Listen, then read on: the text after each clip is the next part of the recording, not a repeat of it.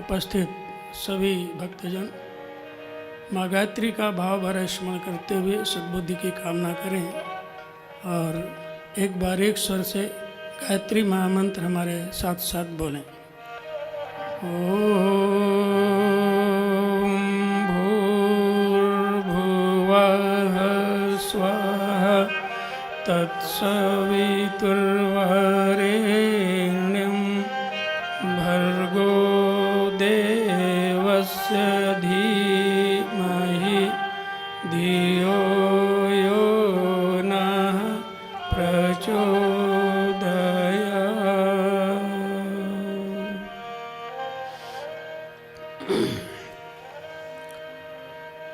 ॐ अज्ञानतिमिरान्धस्य ज्ञानाञ्जनशलाकया चक्षुरुन्मीलितं येन तस्मै श्रीगुरवे नमः।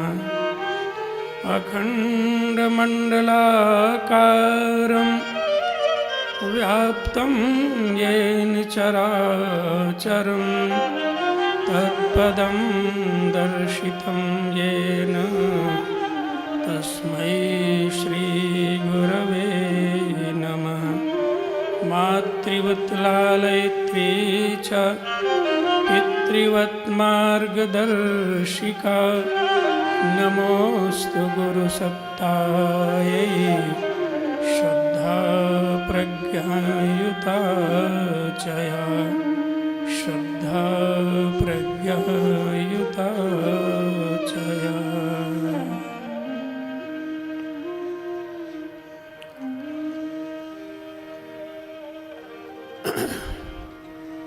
ये नवरात्रि साधना का विशेष समय चल रहा है और प्रायः सभी लोग साधना से जुड़े हैं। माध्यम भले अलग अलग हों लेकिन किसी न किसी रूप में सभी लोग साधना करते हैं और साधना नवरात्रि की साधना का बड़ा महत्व है। ये शक्ति की उपासना है, शक्ति की साधना है, शक्ति अर्जित करने की। लेकिन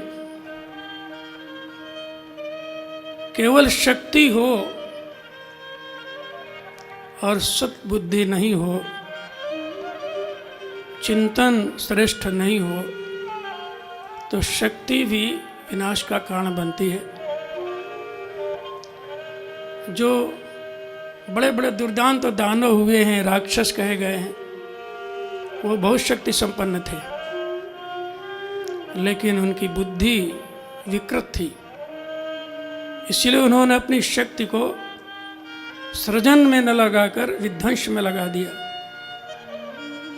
पोषण में न लगाकर शोषण में लगा दिया, उत्पीड़न में लगा दिया, त्राही त्राही मचा दी।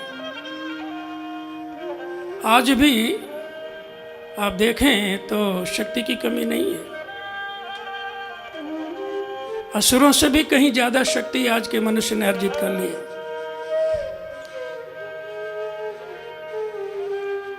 एक बटन दबा करके दुनिया का सर्वनाश कर सकता है आज के मनुष्य की शक्ति है।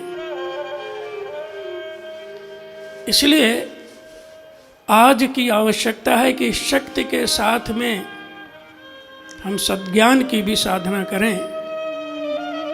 बुद्धि का परिष्कार हो, विचारों का परिष्कार हो, भावनाओं का परिष्कार हो, सच्चिंतन उभरे।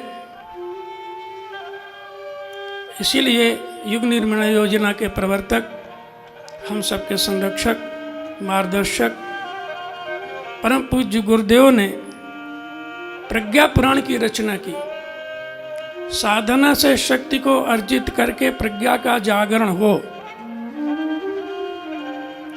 और प्रज्ञा के जागरण के लिए गायत्री मंत्र से और अच्छा कोई दूसरा साधन नहीं है। गायत्री मंत्र की यूँ तो अनंत फलश्रुतियाँ हैं,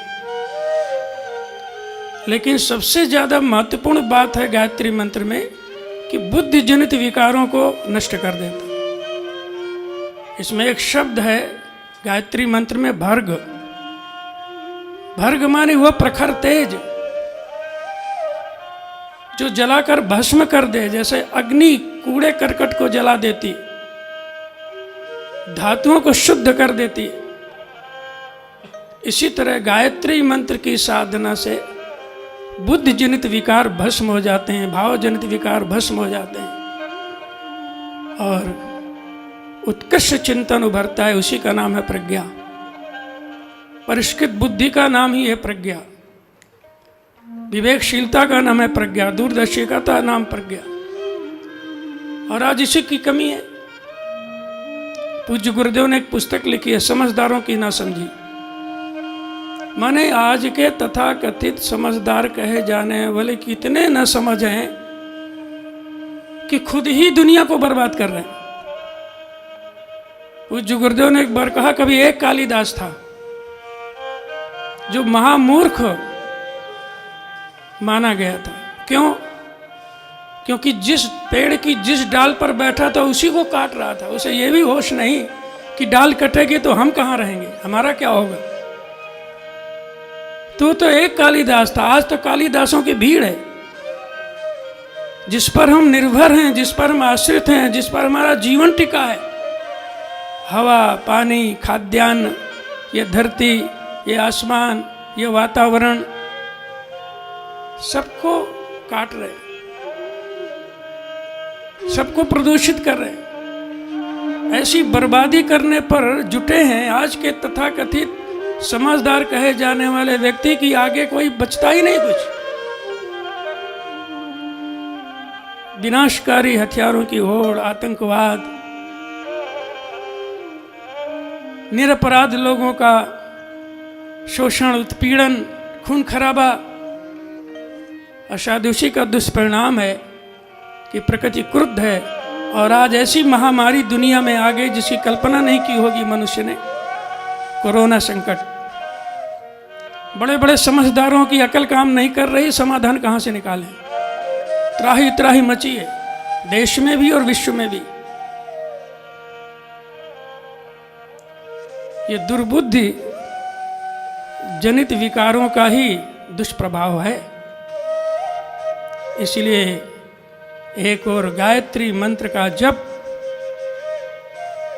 इससे बुद्धि परिष्कृत हो, और दूसरी ओर पावन प्रज्ञा पुराण कथा का श्रवण,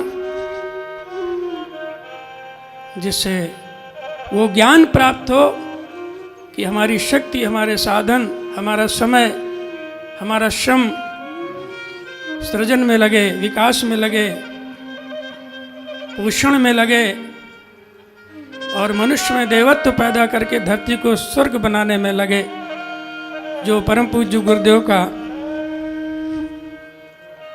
सपना है। आज उसी प्रज्ञा पुराण की पावन कथा हम आपके सामने प्रस्तुत कर रहे हैं। प्रथम खंड के पंचम अध्याय की कथा। पिछले 4 खंडों में, 4 अध्याय में आपने श्रवण किया है कि हिमालय के हिमाच्छादित अरण्य क्षेत्र में विशेष ऋषि मुनियों की सभा थी।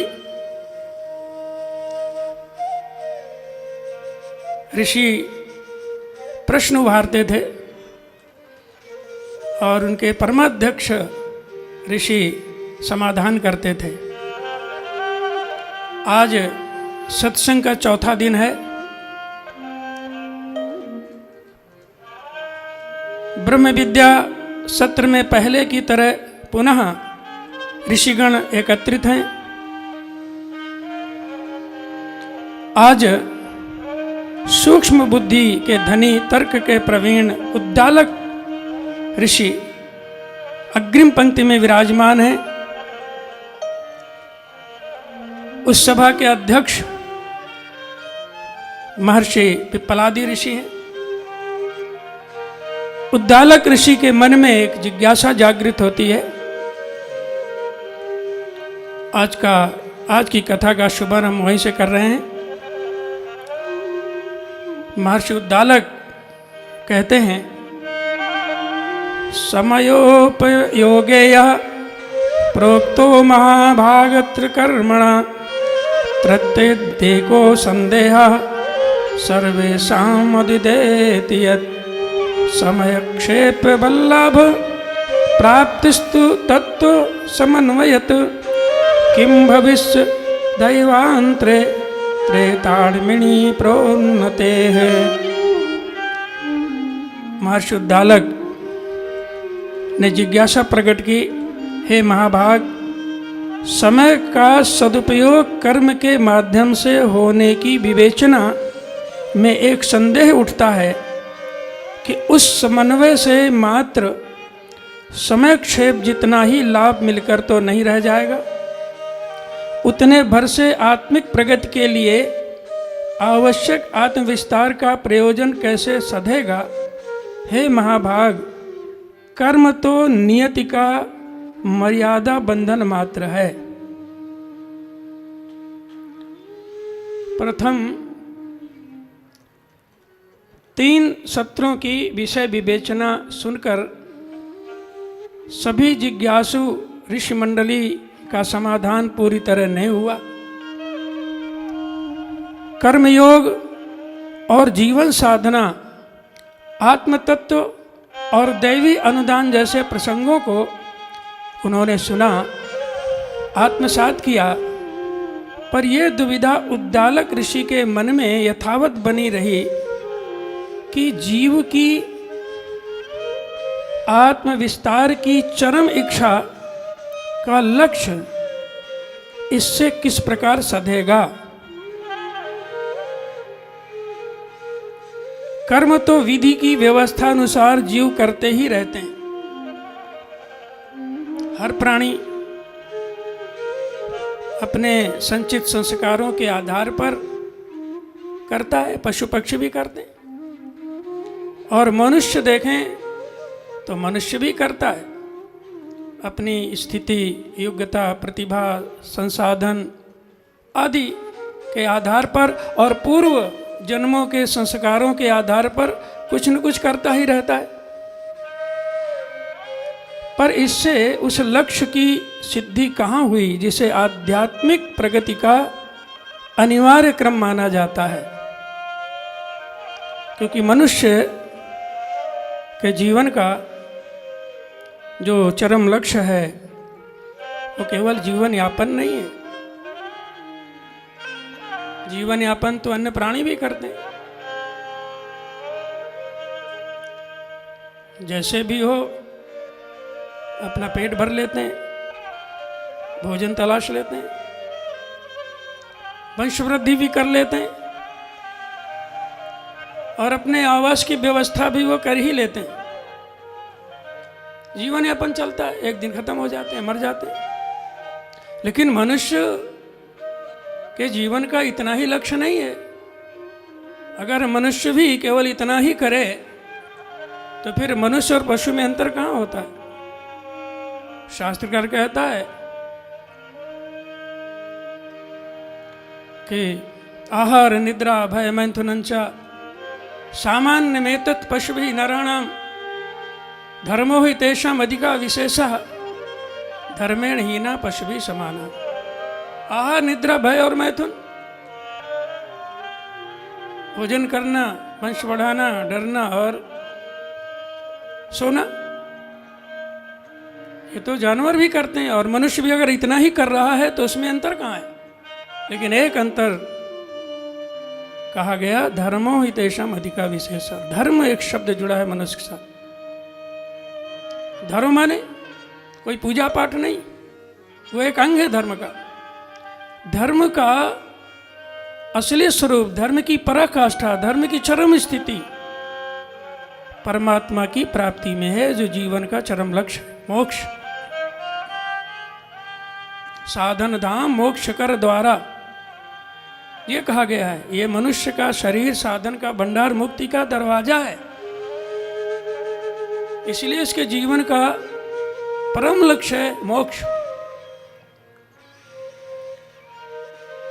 और इसके लिए जो सबसे बड़ी साधना है वो आत्म परिष्कार की साधना, आत्मशोधन की साधना। क्योंकि जीवात्मा और परमात्मा तत्वतः एक ही हैं, कोई अंतर नहीं है। ईश्वरंश जीव अविनाशी, जीवात्मा परमात्मा का ही अंश है। अंतर सिर्फ यह है कि वो विभु है, ये अणु है, वो सागर है, ये बूंद है, वो वृक्ष है, ये बीज है, वो पर्वत है, ये कण है वही। समुद्र से एक लोटा जल ले लें तो वो भी जल समुद्र का ही होता है। गंगा जी से थोड़ा सा जल लेते हैं किसी पात्र में, वो भी गंगा जल ही होता है। मिश्री के बड़े ढेले में से छोटा टुकड़ा निकाल दें वो मिश्री ही होगा। सोने से भी एक कण निकालें वो सोना ही होगा। अंतर आकार का है, सामर्थ्य का है, तत्वतः एक ही है। इसलिए वेदांत दर्शन तो यहां तक कहता है अहम ब्रह्मास्मि, मैं ही ब्रह्म हूं, शिवोहम सच्चिदानंदोहम सोहम। सो माने जो वह है परमात्मा, वही हम है, सोहम। लेकिन ये तो शास्त्रों की बात है, ऋषियों की बात है, व्यक्ति के अनुभव में कहाँ है? कहाँ चिंतन आता है कि हमारा वास्तविक स्वरूप क्या है? आज तो व्यक्ति ने सही पूछे तो अपने स्वरूप को ही भुला दिया है। किसी से आप प्रश्न कर दें, भाई साहब आप कौन, बहन जी आप कौन, तो क्या परिचय देगा? नाम बताएगा, जाति बताएगा, यह काम बताएगा। हम डॉक्टर हैं, इंजीनियर हैं, वकील हैं, हम किसान हैं, मजदूर हैं, नेता हैं, अभिनेता हैं। महिला होगी मैं महिला हूँ, पुरुष होगा मैं पुरुष हूँ, कोई किसान मजदूर कहेगा। क्या ये सही परिचय? ये तो देह का परिचय है और देह हम है नहीं। तो हमारा वास्तविक स्वरूप क्या है? वो है हम परमात्मा के अंश हैं, सो हम वही हैं जो परमात्मा है। लक्ष्य को भी भूल गए। आज व्यक्ति के जीवन शैली को देखें, उनके व्यवहार को देखें तो लगता है भौतिक साधन इकट्ठा करने के लिए ही शरीर मिला है। अरे श्रम ईमानदारी से आप पद पाइए, परिश्रम से ईमानदारी से धन कमाइए, कोई दिक्कत नहीं। लेकिन पद के लिए, पैसे के लिए नैतिक पतन हो जाए, जघन्य पाप व्यक्ति करने लगे, इससे बड़ी दुर्घटना और क्या हो सकती है? न जीवन लक्ष्य का बोध, न अपने आप का बोध। कहाँ जाना है, क्या है उद्देश्य, कुछ पता नहीं। एक व्यक्ति बस स्टॉप में पहुंचा,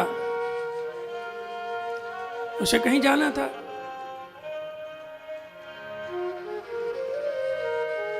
पढ़ा लिखा नहीं था, नहीं समझ पाया कौन बस कहाँ जाएगी। तो बस में ही बैठे किसी यात्री से उसने प्रश्न किया कि भाई साहब ये बस कहाँ जा रही? तो जिससे पूछा वो पढ़ा लिखा व्यक्ति होगा, उसने उससे प्रश्न कर लिया कि भाई साहब आपको जाना कहाँ है? शायद इसलिए पूछा कि इसको हम सही बता दें।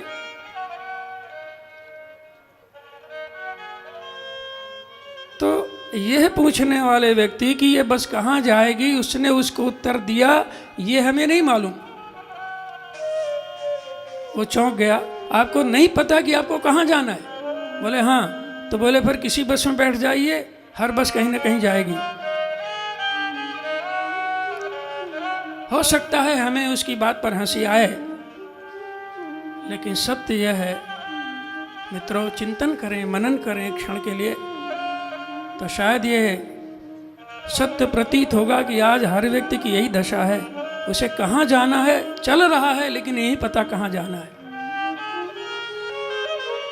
खुद है लेकिन उसे ये नहीं पता वो कौन है। और कोई भी यात्री अगर ये दो बात नहीं जानता तो मालूम है वो क्या समझा जाएगा? वो अपराधी माना जाएगा। कोई भी पुलिस के कर्मचारी अधिकारी किसी से पूछें आप कौन, वो ना बता पाए हम कौन। आप कहाँ जा रहे हैं? यात्रा में है। आप कहाँ जा रहे हैं? हमें नहीं मालूम कहाँ जा रहे हैं। तो आप समझ सकते हैं कि पुलिस क्या करेगी, उठा के बंद कर दे। लेकिन आज तो हर व्यक्ति की यही स्थिति है। वो जा रहा है, चल रहा है, जीवन है। हर व्यक्ति राहगीर है, पथिक है, जीवन एक यात्रा है। लेकिन न स्व का बोध है और न लक्ष्य का बोध है। ये आज की सबसे बड़ी दुर्घटना है। और ये इसलिए दुर्घटना है कि हमने आत्मा की शुद्धि के लिए, मन की शुद्धि के लिए, अंतःकरण के शोधन की दिशा में कोई प्रयास नहीं किए। और दुनिया की हर चीज मिल सकती है बिना आत्मशोधन के भी। लोग अकूत दौलत कमा लेते हैं, बड़े बड़े महल बना लेते हैं, शान शौकत के सारे साधन इकट्ठा कर लेते हैं, समाज में भी इज्जत पा लेते हैं, लोगों पर रोब जमा लेते हैं, बहुत कुछ कर लेते हैं बिना आत्मशुद्धि के भी। लेकिन परमात्मा नहीं मिल सकता,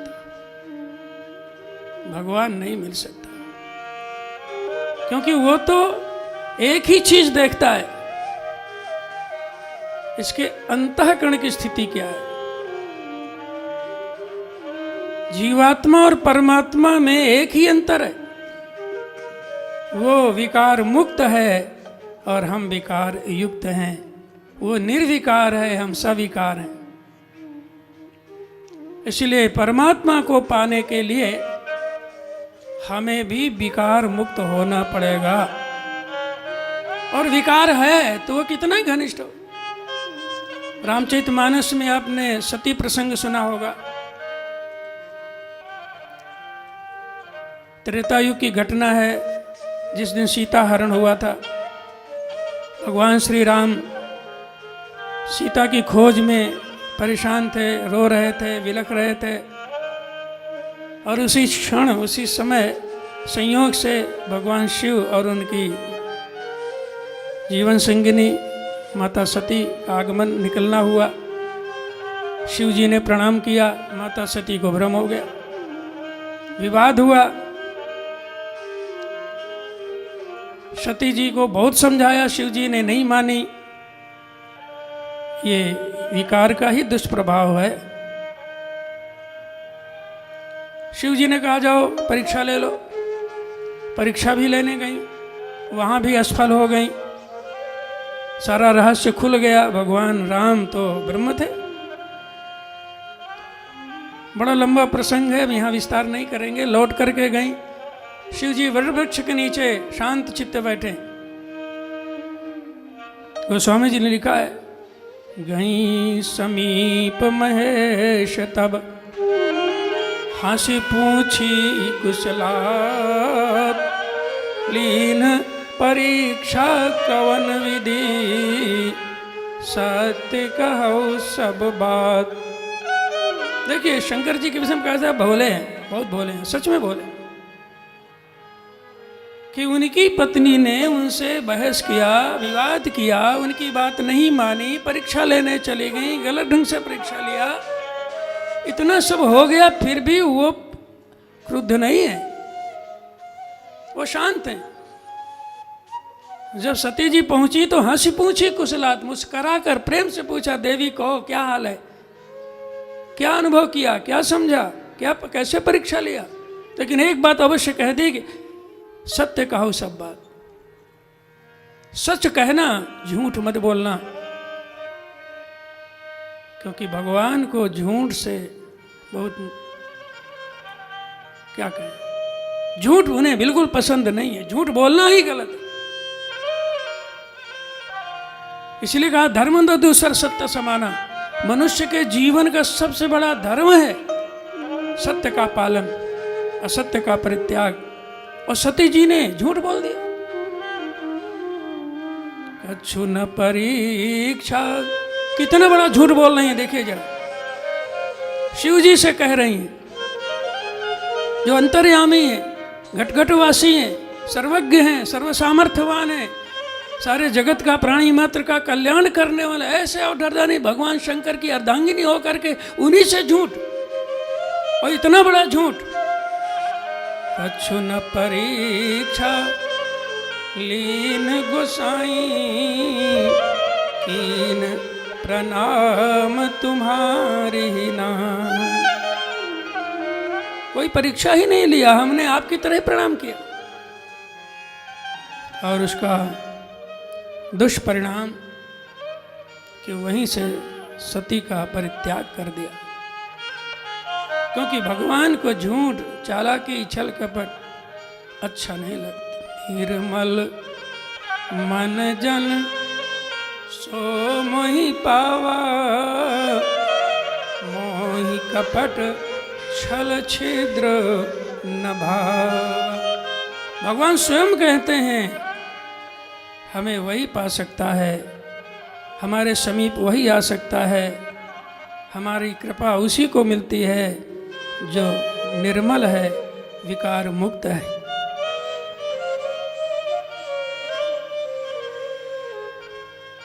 एक छोटा सा प्रसंग, शबरी की बात हम कहेंगे यहाँ। शबरी के विषय में सब जानते हैं, भीलिनी थी जात की, पढ़ी लिखी नहीं थी। बचपन से ही पूर्व संस्कारों के प्रभाव से वो राम राम जपा करती थी। खेलती भी बच्चों के साथ तो गुड्डे गुड़ियों का खेल नहीं खेलती थी, कहीं राम का खेल, कहीं और खेल ऐसे। और पूछने पर बताती थी मुझको तो राम से मिलना है, मुझे तो राम के पास जाना है। ज़्यादा ही राम राम रटने लगी। 5-6 साल की थी, माता पिता को चिंता हो गई कहीं ऐसा तो नहीं साधु हो जाए, वैरागी हो जाए। तो प्रायः ऐसा होता है, जो बच्चे वैरागी की ओर ज़्यादा अग्रसर होते हैं, माता पिता घर के लोग एक ही विकल्प निकालते हैं, शादी कर दो। तो शबरी के माता पिता ने भी यही निर्णय, शबरी शादी कर दो। उसने मना किया लेकिन कोई न सुने, शादी की तैयारी होने लगी, मुहूर्त निकट आने लगा। शबरी परेशान, न दिन में चैन न रात को नींद। शादी हो जाएगी फिर क्या होगा, मुझे तो राम को पाना है। एक रात घर के सारे लोग सो रहे थे, शबरी को नींद कहाँ, अंदर से बेचैन हो रही थी। क्या करूं हे प्रभु, मैं क्या करूं। जैसे अनायास ही उसको, उसकी अंतरात्मा ने एक आवाज दी, शबरी तो घर से निकल जा, घर से चली जा। कहाँ जाए, 5-6 साल की लड़की, घनघोर जंगल, कैसे जाए, कहाँ जाए, कुछ समझ में नहीं आ रहा। लेकिन बार बार ये आवाज आई और उसने हिम्मत जुटाई, दबे पांव घर से निकल गई। कंकड़ पत्थर कांटे झाड़ झंखाल से दौड़ती दौड़ती, इसलिए दौड़ रही थी कि भय था कहीं घर के लोग जग गए और पकड़ लिया तो बड़ा मुश्किल हो जाए। थक कर चूर हो गई, मुंह सूख गया, चक्कर आया, गिर पड़ी, बेहोश हो गई। बेहोश पड़ी थी जंगल में। संयोग से मतंग ऋषि का आश्रम समीप था और उनके शिष्य उधर से निकले, देखा एक लड़की इस तरह पड़ी। उन्होंने अपने गुरु को बताया, मतंग ऋषि स्वयं आए, देखा, दृष्टा थे, समझ गए। कैसे लड़की को आश्रम ले चलो। आश्रम ले गए, उपचार किया, स्वस्थ हो गई। मतंग ऋषि को देखा तो चरणों में गिर पड़ी, अनायास ही मुख से गुरुदेव निकल गया, गुरुदेव मुझे बचाइए, मुझे बचाइए, मुझे बचाइए। मतंग ऋषि ने पूछा, बेटी तू कौन है और किससे बचाएं, क्या परेशानी है। उसने अपने मन की बात मतंग ऋषि को सुनाया। गुरुदेव मैं राम को पाना चाहती, मैं राम का दर्शन चाहती, मैं राम से मिलना चाहती। मतंग ऋषि ने उसको आश्वस्त किया, आश्रम में रखा, और जब पूर्ण स्वस्थ हो गई तो उसे राम से मिलने का उपाय बताया। पूछा कहाँ मिलेंगे राम, कहाँ जाऊं, क्या करूं? मतंग ऋषि ने कहा तुझे कहीं जाने की जरूरत नहीं है,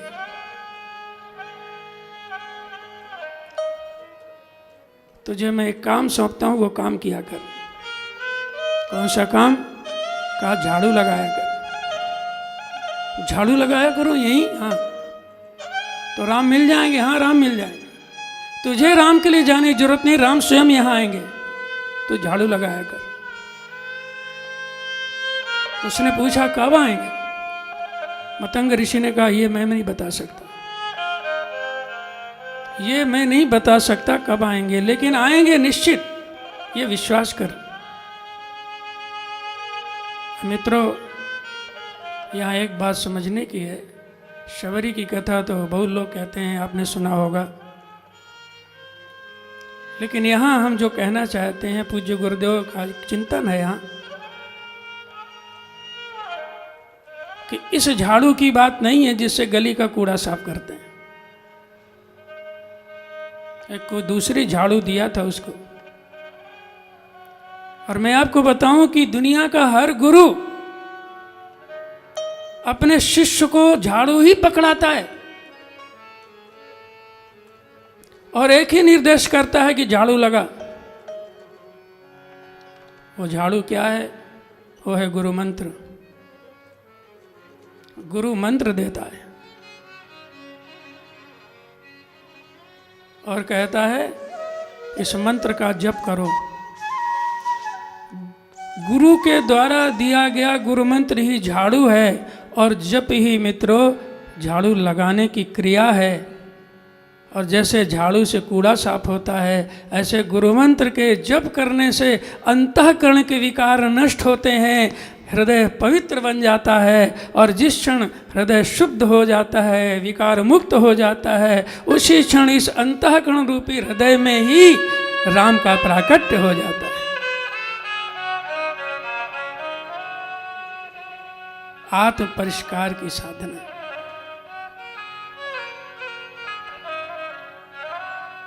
शबरी गुरु के वचनों पर विश्वास करके झाड़ू लगाने लगी। इस झाड़ू की बात को भी कवियों ने अपने ढंग से शब्दों में पिरोया है। आइए थोड़ा सा उस स्वरूप का भी आनंद लें।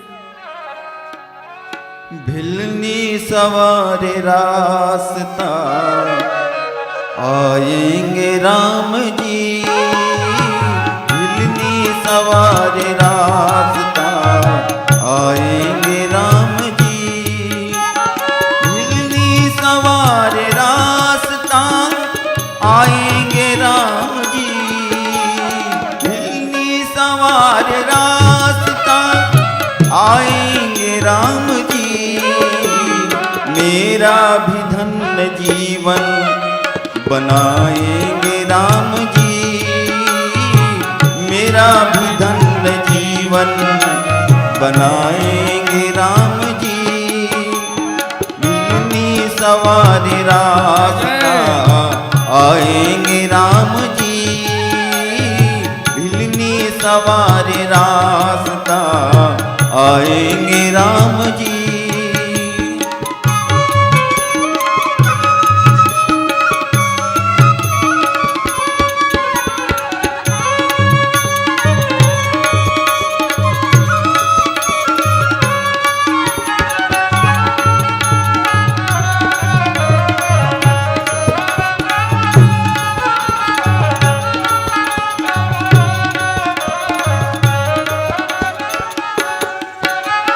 हाथों से रोज राह के कांटे बुहारती, हाथों से रोज राह के कांटे बुहारती, कांटे लगे न प्रभु को, कोमल है पाँव जी। कांटे लगे न प्रभु को, कोमल है पाँव जी। हिलनी सवारी रास्ता आएंगे राम जी। हिलनी सवारी रास्ता आएंगे राम जी।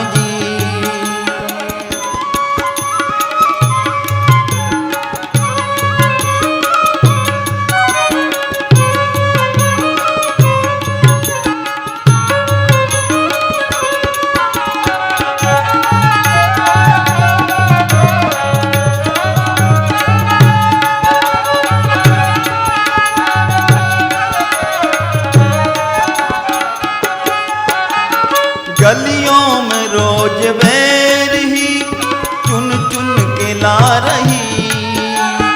गलियों में रोज बैर ही चुन चुन के ला रही। वो खट्टे चाहे मीठे खाएंगे राम जी। वो खट्टे चाहे मीठे खाएंगे राम जी।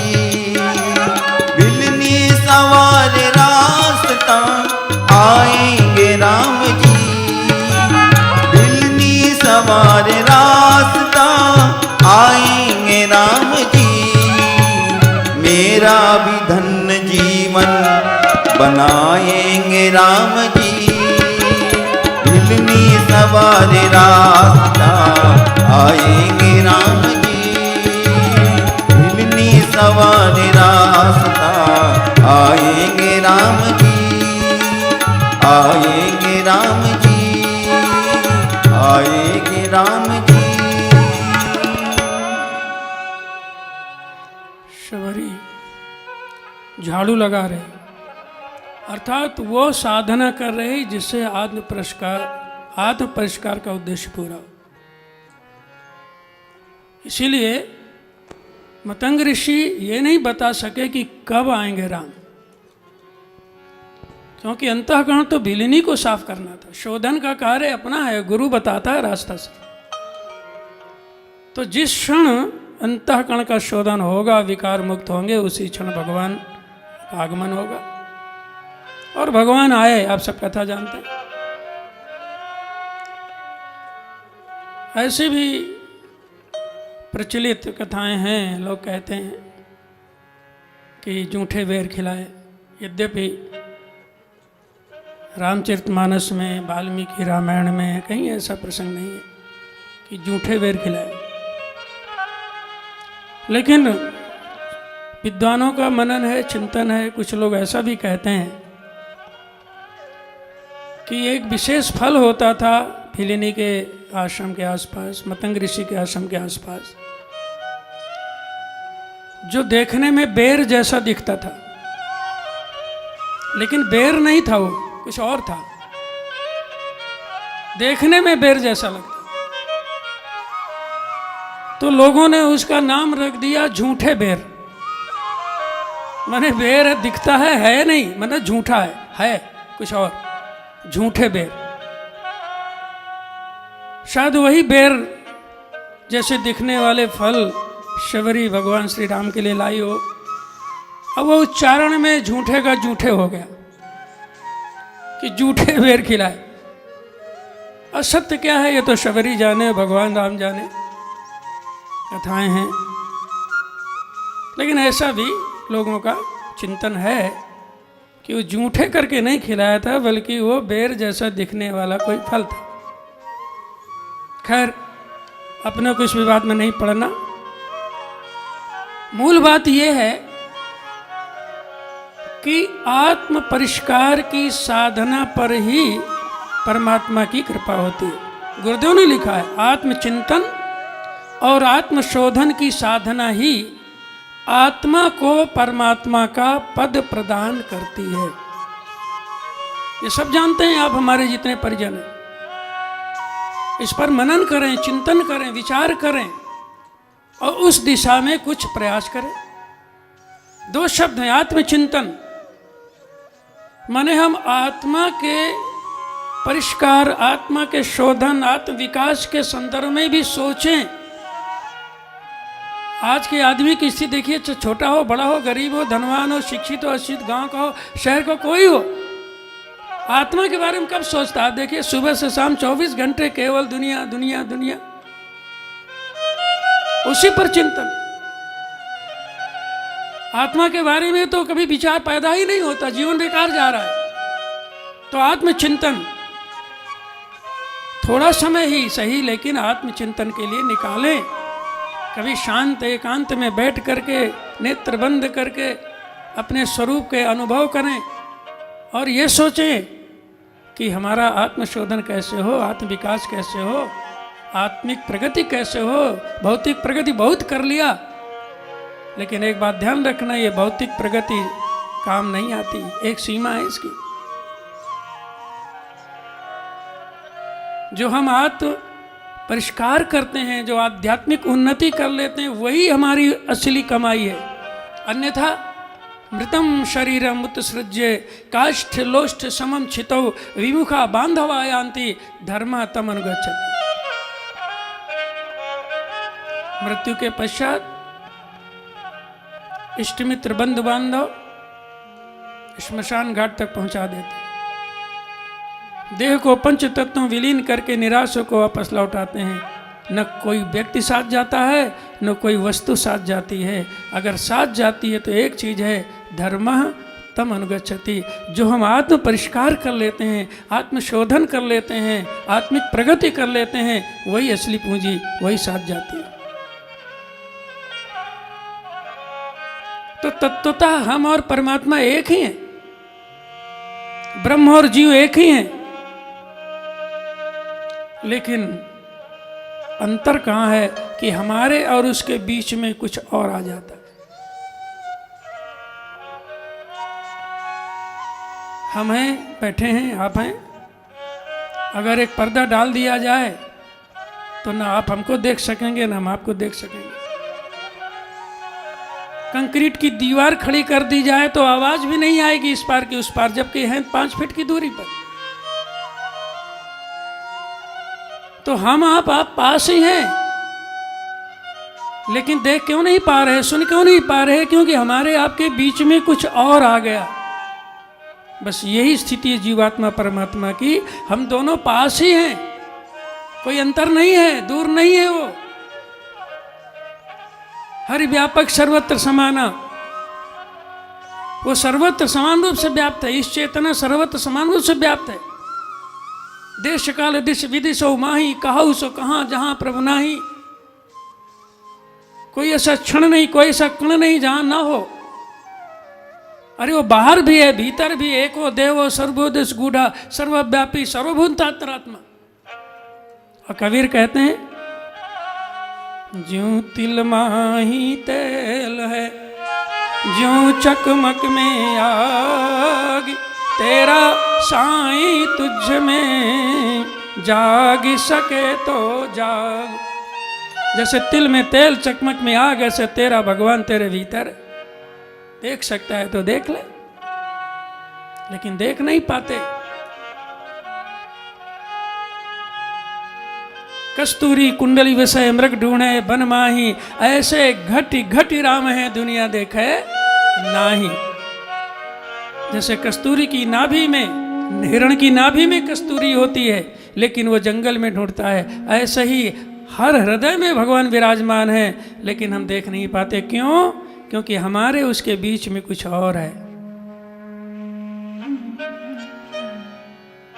कहते हैं एक बड़े अच्छे संत थे और उनके पास पारस मणि थी, रखे हुए थे। एक बड़ा शातिर चोर था, उसको कहीं से पता चल गया कि महात्मा जी के पास पारसमणि है। तो पारसमणि पाने के लिए व्याकुल हो गया, उपाय सोचने लगा। चोर भी बड़े चालाक होते हैं, शातिर होते हैं। कैसे महात्मा तक पहुंचे, कैसे पारसमणि मिले, ये ताना बाना बुनने लगा। और फिर वो महात्मा जी के दर्शन करने गया। बड़ी श्रद्धा से चरणों में प्रणाम किया, कुछ फल फूल चढ़ाए, दक्षिणा चढ़ाई। फिर जल्दी जल्दी जाने लगा और ज़्यादा फल फूल दक्षिणा चढ़ाने लगा। फिर कुछ कुछ उनके आश्रम में सेवा भी करने लगा। बड़ी श्रद्धा, बड़ा प्रेम प्रदर्शित करता था। महात्मा जी का ध्यान उसकी ओर गया, वो भी प्रसन्न हुए, उनको लगा बड़ा अच्छा व्यक्ति है। बुलाकर बातचीत किया। उसने कहा, महात्मा जी मेरी हार्दिक इच्छा है कि आप मुझे अपना शिष्य बना लें, मैं आपके चरणों में रहकर आपकी सेवा करूं। महात्मा जी प्रभावित थे, निश्चल हृदय, चालाकी नहीं समझ पाए, उसको शिष्य बना लिया और रहने लगा। और इतनी सेवा करने लगा कि सबसे प्रिय शिष्य बन गया, वो अति निकट हो गया। शाम को जब महात्मा जी लेटे तो जबरदस्ती बिना मना करने पर बार बार उनके पैर दबाए, सेवा करे, सिर दबाए। बड़ा महात्मा जी को बड़ा विश्वास हो गया। एक बार महात्मा जी को किसी काम से बाहर जाना पड़ा तो उसी को आश्रम की जिम्मेदारी सौंप गए, तू देखभाल करना और देख ये कुछ विशेष स्थान है, यहाँ किसी को जाने मत देना। वो तो यही चाहता था कि महात्मा जी कहीं जाएं और मैं अपना काम करूं। जैसे ही महात्मा जी गए, सबको बाहर कर दिया और जिस लिए शिष्य बना था वो अभियान शुरू कर दिया, पारस मणि की खोज। चप्पा चप्पा छान डाला, एक एक डिब्बा देख लिया, हर चीज छान डाली, कहीं कुछ नहीं मिला। बड़ा निराश हुआ, अंदर से दुख भी और क्रोध भी कि हमको गलत सूचना मिली, इतना समय बर्बाद हो गया, फालतू में लंगोटी धोते रहे, पैर दबाते रहे। अगले दिन महात्मा जी आ गए, कोई बात नहीं, सेवा की। शाम को पैर दबाने बैठा, लेकिन पैर दबाते दबाते उसने महात्मा जी से एक बात पूछ दी। कहा, स्वामी जी मैं आज आपको अपना असली परिचय देना चाहता हूं और एक बात भी पूछना चाहता हूं। महात्मा जी चौंके, क्या है? बोले, मैं आपका शिष्य नहीं हूं, न मुझे कोई रुचि है, न कोई श्रद्धा है आप में। फिर कौन है? मैंने कहा, मैं चोर हूं, चोर। चोर है? हाँ। तो यहाँ क्या कर रहा है? बोले, वही तो बता रहा हूं। उसने सारी बात बताई कि मुझको ऐसी सूचना मिली, पारसमणि है और इसके लिए मैंने इतना सब किया और आप गए और मैंने सब जगह ढूंढा, पारसमणि नहीं मिली। तो मैं आपसे केवल एक बात जानना चाहता हूं कि हमें आप सच बता दीजिए कि पारसमणि आपके पास है या नहीं है। और उसने ये भी कहा कि मैं आपको वचन देता हूं, अब मैं चोरी नहीं करूंगा यहाँ, और मैं यहाँ रहूंगा भी नहीं और कभी दोबारा आऊंगा भी नहीं। मुझसे आपसे कोई शिकायत नहीं, मुझे शिकायत तो उस व्यक्ति से जिसने मुझे सूचना दी थी। तो मुझे केवल इतना बता दीजिए कि पारसमणि आपके पास है या नहीं है। तो महात्मा जी बोले, पारस तो है। चौंक गया, है? हाँ, पारसमणि है हमारे पास, सूचना गलत नहीं मिली तुझे। तो महाराज जी क्या हमें आप उसका दर्शन करा सकते हैं? हाँ, अवश्य। महात्मा जी गए, एक लोहे का बॉक्स डिब्बा लेकर आए, खोला, बोले, देख इसके अंदर है पारसमणि। एक पोटली उसके अंदर से निकाला, बहुत सारा कपड़ा लिपटा था। वो कपड़ा हटाने लगे, कपड़ा हटाने लगे। उस चोर ने कहा, महात्मा जी पारसमणि के बारे में, विषय में हमें यह पता था कि लोहे से छूकर लोहा सोना बन जाता है, और ये लोहे के बक्से में पारसमणि रखी है, ये सोना क्यों नहीं बना? उन्होंने कहा, मैं यही तो बता रहा हूं, देख। वो कपड़ा हटाने लगे उस पारसमणि से, 1 2 नहीं, 10 नहीं, 20 नहीं, सैकड़ों लेयर, परत के ऊपर परत हटाते हटाते हटाते अंत में पारसमणि निकली, दमकती हुई। हाथ में लिया, कहा, देख यह है पारसमणि, ये असली पारसमणि, और तुझे इसका कमाल देखना है, चमत्कार देखना है, मैं अभी दिखाता हूँ। तो उन्होंने उस लोहे के बॉक्स में परशमणि को स्पर्श कराया और पलक झपकते वो जंग लगा काला लोहे का बॉक्स सोने को हो गया। उसकी समझ ही में नहीं आई। महात्मा जी ने कहा बेटा मैं समझाता हूं, देख पारसमणि का ये गुण है कि लोहे को सोना बना दे, वो बना भी दिया, लेकिन अभी तक इसलिए लोहे का सोना नहीं हो रहा था कि लोहा और बक्स, लोहे का बक्स और पासमणि के बीच में कुछ था। क्या था? कपड़ा था, बहुत सारा कपड़ा था, उसका स्पर्श नहीं हो रहा था। अर्थात वो पारसमणि, वो परमपिता परमात्मा, वो ब्रह्म हमारे अंतःकरण में है, लेकिन हमारा उसका संपर्क नहीं हो पा रहा। क्यों? दीवार है बीच में, विकार है, लोभ मोह अहंकार ईर्ष्या द्वेष वासना तृष्णा आलस्य प्रमाद, न जाने कितने विकारों की लेयर हमारे उसके बीच में है, इसलिए संपर्क नहीं हो पाता। तो पिप्पलादि ऋषि कहते हैं कि आत्मशोधन ये पहली साधना है।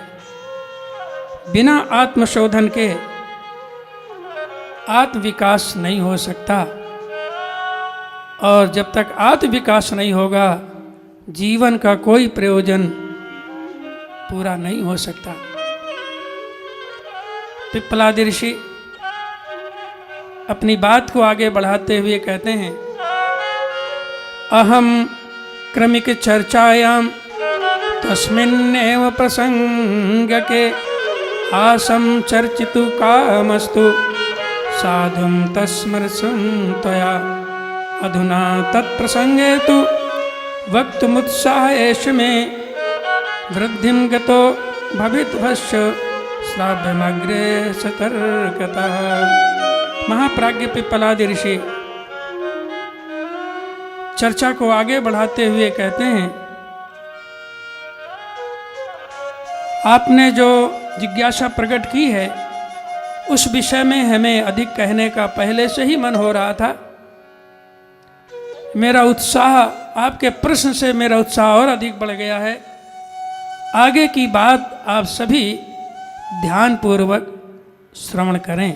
और पिप्पलादि ऋषि बताते हैं कि 3 साधन हैं, एक ज्ञान, कर्म और भक्ति। ज्ञान की महत्ता बताते हुए पिप्पलादि ऋषि कहते हैं, अध्यात्मनश्क्षेत्रस्य विकास क्रम पद्धतौ सर्वप्रथम अध्यात्म ज्ञानस्ति भूमिका सा न चेन्मनोजस्य भवबन्धन पाशिताः तिरश्चामिव सम्बद्धः शिष्णोदरपरायणः। पिप्पलादि ऋषि कहते हैं, अध्यात्म क्षेत्र के विकास क्रम में सर्वप्रथम आत्मज्ञान की भूमिका है। आत्मज्ञान माने अपने आप का ज्ञान, स्व का बोध, आत्मा का बोध। और वह न हो तो मनुष्य जड़ता के भव बंधनों में ही बंधा रहेगा। पाशबद्ध तिर्यक योनियों की तरह शिष्णोदर परायण ही बना रहेगा। वासना तृष्णा और अहंता के अतिरिक्त और कुछ सूझेगा ही नहीं, तथा यही स्थिति बनी रहेगी। वो आत्मज्ञान ही है जिसके कारण मनुष्य को अपने स्वरूप, कर्तव्य और भविष्य का ज्ञान होता है। उसी आधार पर सुषुप्ति छोड़कर जागृति में प्रवेश करता है। आत्मबोध को ही देव जन्म कहा गया है। माने जिस क्षण स्व का बोध हो जाए, माने देवत्व का जन्म हो गया, देवत्व का उदय हो गया। ज्ञान जीवन की सर्वोपरि संपदा है। शास्त्र कहते हैं, ज्ञानवाने ने बलवान, ज्ञानवाने ने जीविता, ज्ञानवाने ने सुखवान, तस्मात् ज्ञानमयो भव। अर्थात इस जगत में शक्तिशाली कौन है, ताकतवर कौन है? कहा ज्ञानवाने ने बलवान। जीवित कौन है? ज्ञानवाने ने जीविता, ज्ञानी ही जीवित है। और सुखी कौन है? तो कहा ज्ञानवान है न सुखवान, तस्मात् ज्ञानमयो भो। इसलिए ज्ञानवान बनो। और ज्ञान मिलता है स्वाध्याय और सत्संग से। कहते हैं सत्संग के बिना कभी होता नहीं है ज्ञान, और बिन ज्ञान के होता नहीं है जीव का कल्याण। नीति शास्त्र में कहा जाड्यां धियो हरति सिंचति वाचि सत्यम, मानोन्नतिं दिशति पापमपाकरोति, चेतः प्रसादयति दिच्छित्तनोति कीर्तिं, सत्संगति कथय किं न करोति पुंसाम्। सत्संग से, स्वाध्याय से ज्ञान प्राप्त होता है। उस ज्ञान से जीवन के सारे कष्ट मिट जाते हैं। इसलिए मनुष्य के लिए ऋषियों का निर्देश है, संदेश है, प्रेरणा है कि ज्ञानवान बनो, क्योंकि जगत में ज्ञानी ही सुखी है। इस जगत में दुख है ही नहीं। ये तो परम पिता परमात्मा की अद्भुत सृष्टि है, जो सत्यम शिवम सुंदरम है, जो परमानंद है, दिव्यानंद है, अलौकिक आनंद का सागर है। उसके जगत में दुख कहाँ है? लेकिन फिर भी यदि कोई दुखी है तो उसका कारण और कुछ नहीं, केवल अज्ञान है। इसलिए संत कहते हैं सुख दुख या संसार में सबका हु को हो, ज्ञानी काटे ज्ञान से मूर्ख काटे रोए। ज्ञानी ज्ञान से समाधान कर लेता है और अज्ञानी रो रो के जीवन जीता है। लेकिन ज्ञान की भी दो धाराएं, एक शिक्षा एक विद्या। शिक्षा कहते हैं सांसारिक ज्ञान, कृषि का ज्ञान, व्यवसाय का ज्ञान, भाषा का ज्ञान, साइंस का ज्ञान, इतिहास, भूगोल, समाजशास्त्र, अर्थशास्त्र, नागरिक शास्त्र, खगोल शास्त्र, भूगर्भ शास्त्र आदि आदि, मेडिकल साइंस, इंजीनियरिंग, कानून, ये सब शिक्षा है। और शिक्षा अर्थ करिए, शिक्षा से साधन है। लेकिन विद्या ब्रह्म ज्ञान को, आत्मज्ञान को, आध्यात्मिक ज्ञान को विद्या कहते हैं। और उसी विद्या की बात यहाँ पिपलाद ऋषि कह रहे हैं, क्योंकि शिक्षा केवल धन देती है और विद्या सा विद्या या विमुक्त है। विद्या वह है जो मुक्ति दिला दे। किससे? अज्ञान से, अधर्म से, अनीति से, अन्याय से, पाप से, अनाचार से, दुराचार से, आलस्य से, प्रमाद से, लोभ मोह अहंकार से जो मुक्ति प्रदान कर दे, उसी का नाम है विद्या। और वही असली ज्ञान है। और आज सारे जगत में वो अज्ञान के घोर काले बादल छाए हैं। इसीलिए युग निर्माण योजना के प्रवर्तक, प्रज्ञा पुराण के रचयिता, हम सबके मार्गदर्शक, संरक्षक, युग दृष्टा, युग ऋषि, वेद मूर्ति, तपोनिष्ठ पंडित श्री राम शर्मा आचार्य जी ने ये संकल्प लिया है कि एक व्यक्ति तक, एक परिवार तक, एक समाज, एक जिला, एक प्रांत, एक राष्ट्र तक नहीं, सारे विश्व में हमें ज्ञान प्रकाशित करना है, पहुंचाना है। जैसे सूर्य सारे भूमंडल को प्रकाशित कर देता है, ऐसे युग ऋषि परम पूज्य गुरुदेव ने अवतरित होकर सारे ब्रह्मांड को, सारे भूमंडल को ज्ञान के प्रकाश से प्रकाशित करने का अभियान चलाया है, जिसका नाम है प्रज्ञा अभियान। और उनका संकल्प है हमें फिर से धरा पर ज्ञान की गंगा बहानी है। सुने जरा, हमें फिर से धरा पर ज्ञान की गंगा बहानी है, हमें फिर से धरा पर ज्ञान की गंगा बहानी है। जगत विख्यात भारत के, जगत विख्यात भारत के सपूतों की कहानी है, हमें फिर से धरा पर ज्ञान की गंगा बहानी है, हमें फिर से।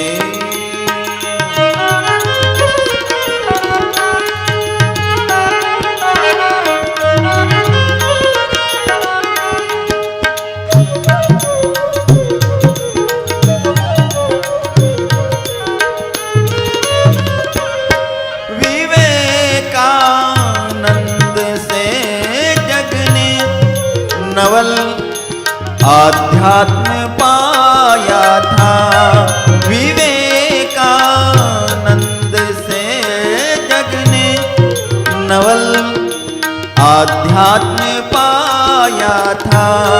कि सोया कर्म दर्शन राम तीरथ ने जगाया था। कि सोया कर्म दर्शन राम तीरथ ने जगाया था। जला सकती न आगे इन्हें डुबा सकता न पानी है। जला सकती न आगे इन्हें डुबा सकता न पानी है। हमें फिर से धरा पर ज्ञान की गंगा बहानी है। हमें फिर से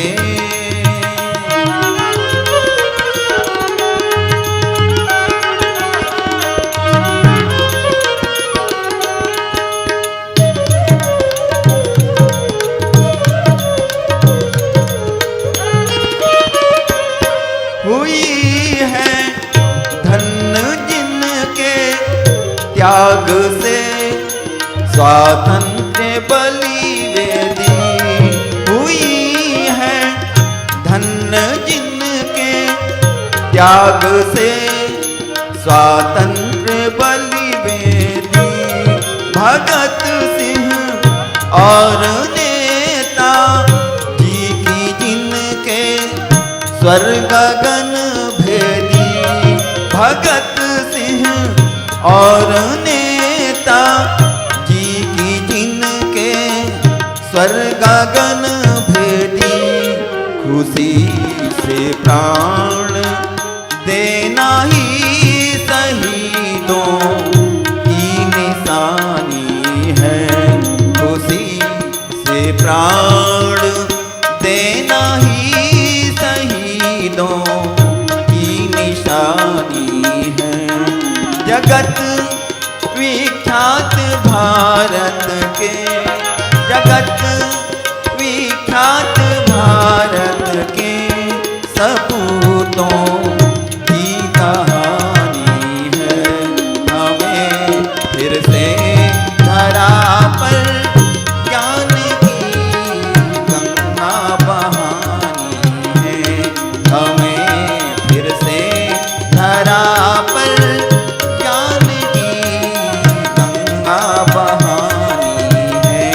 ज्ञान की गंगा बहानी है। ज्ञान की गंगा बहानी है। हमें फिर से धारा पर ज्ञान की गंगा बहानी है। ये संकल्प है परम पूज्य गुरुदेव का। और ये पावन कथा उसी ज्ञान गंगा की एक बूंद है जो प्रसाद रूप में आप तक पहुंच रही है। आपके जीवन में आध्यात्मिक ज्ञान का उदय हो, स्व का बोध हो, ऐसी हम कामना करते हैं।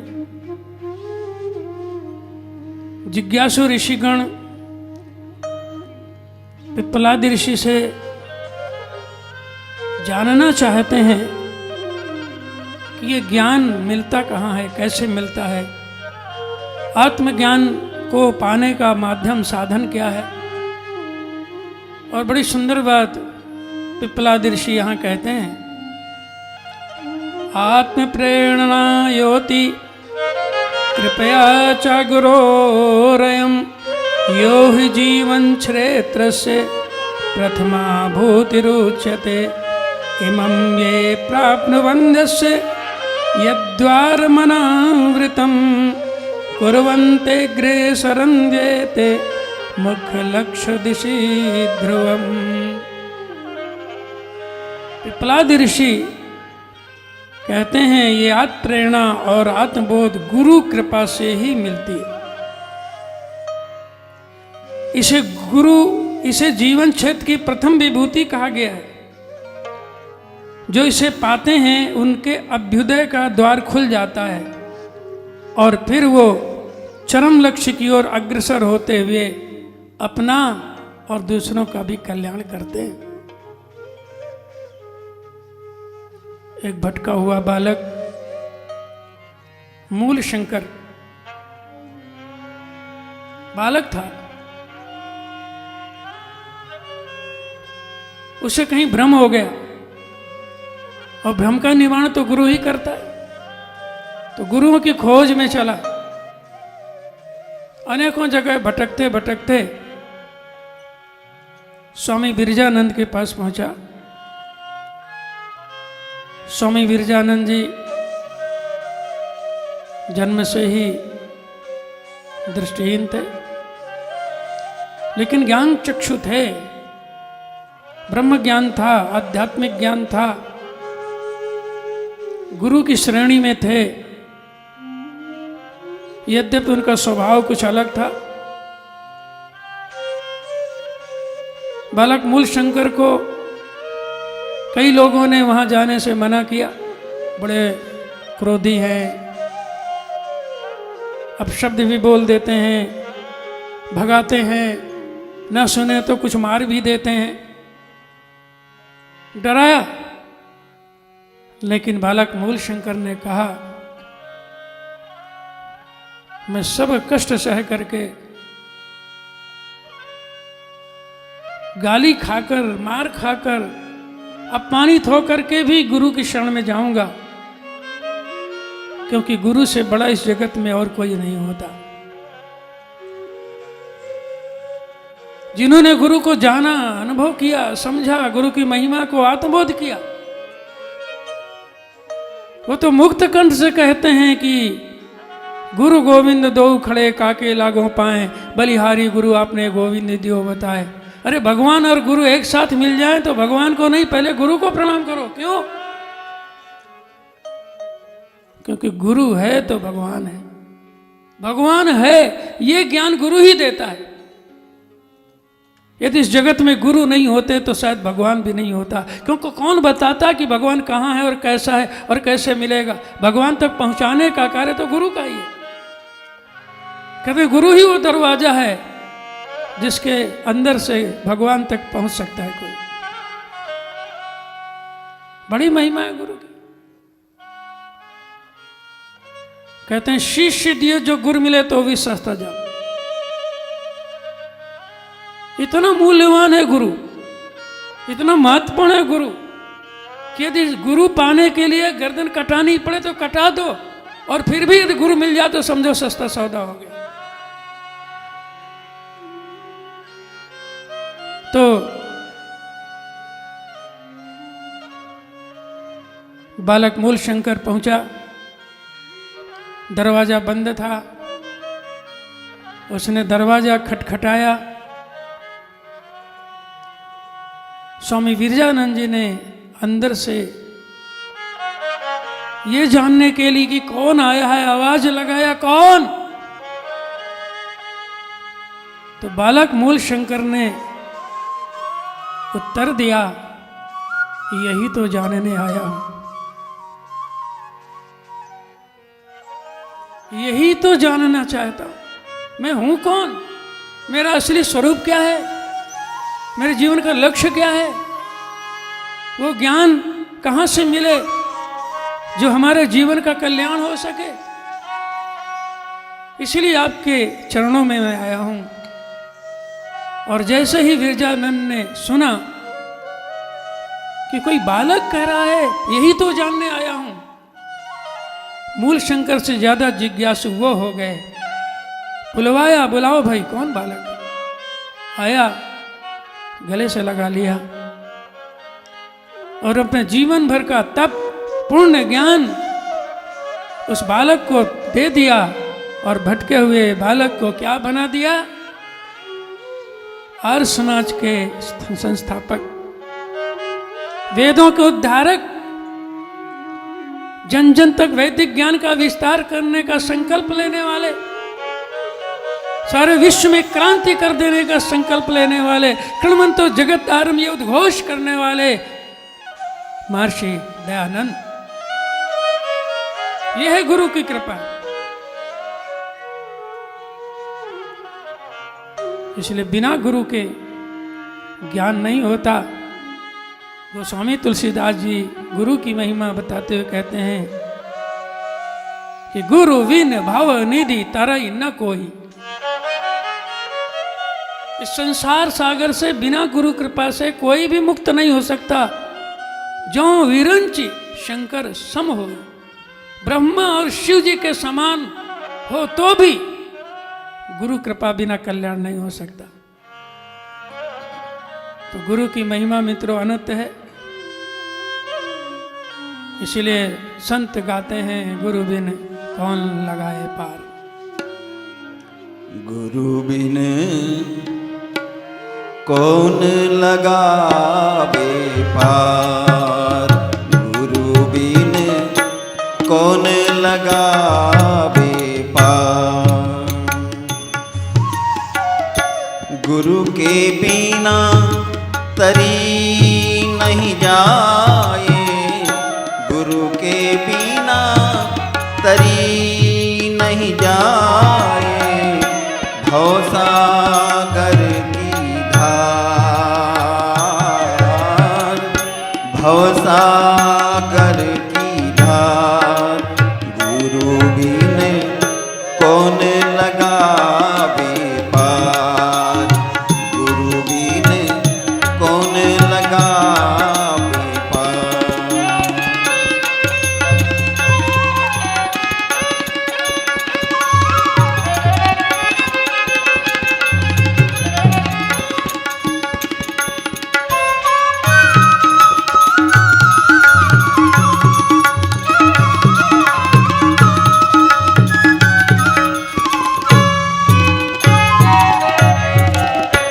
गुरु का ज्ञान अमोल संपदा, गुरु का ज्ञान अमोल संपदा। ले जीवन में धार, ले जीवन में धार। सब अज्ञान सब अज्ञान तिमिर मिट जाए, हो जाए उजियार। गुरु बिन कौन लगावे पार, गुरु बिन कौन लगावे पार।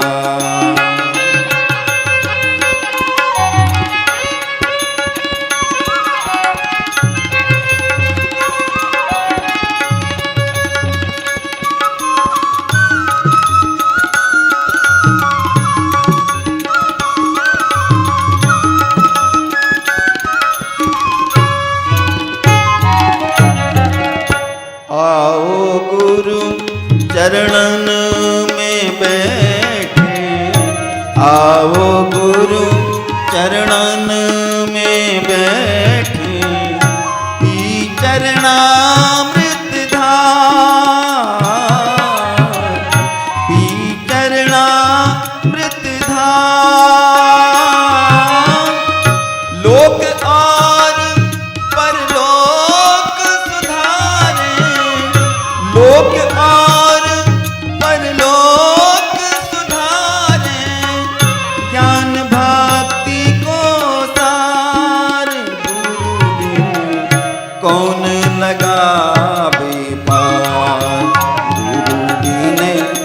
कौन लगावे पार। गुरु के बिना तरी नहीं जाए, गुरु के बिना तरी नहीं जाए, भवसागर की धार,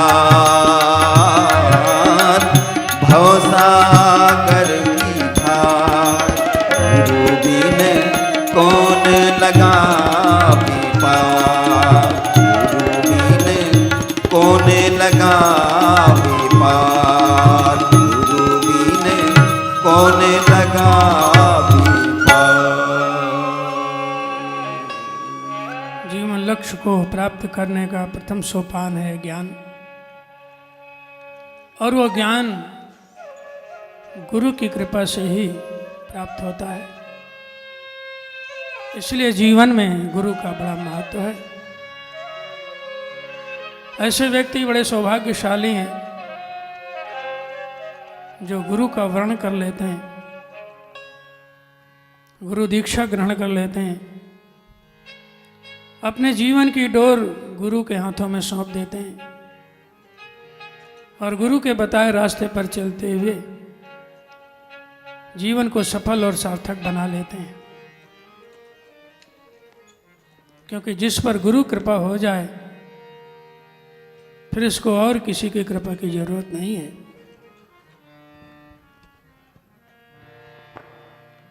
कबीर दास जी तो यहां तक लिखते हैं कि किसी पर हजारों बार भगवान रुष्ट हो जाए, लेकिन एक बार गुरु प्रसन्न है तो भी उसको कोई हानि नहीं है। हजारों बार रूठा भगवान भी उसका कुछ नहीं बिगाड़ सकते, लेकिन 1000 बार भगवान प्रसन्न हो और एक बार गुरु रुष्ट हो जाए तो हजारों बार प्रसन्न हुआ भगवान भी उसका भला नहीं कर सकते। ये है गुरु। गुरु की महिमा को यदि जान लें तो जीवन में ज्ञान का प्रकाश आए, जीवन धन्य बन जाए।